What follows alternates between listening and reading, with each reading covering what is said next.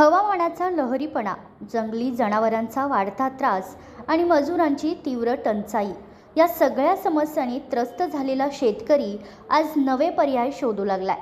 अशाच परिस्थितीत गडिंग्लज तालुक्यातील महागाव येथील प्रयोगशील शेतकरी बाळासाहेब उर्फ सुरेश दिवटे यांनी पारंपरिक शेतीला पर्याय म्हणून रेशीम उद्योगाचा यशस्वी मार्ग निवडलाय। केवळ 1 एकर क्षेत्रातून वर्षाकाठी सुमारे 5 लाख रुपयांचे उत्पन्न मिळवत त्यांनी इतर शेतकऱ्यांसमोर आदर्श निर्माण केलाय।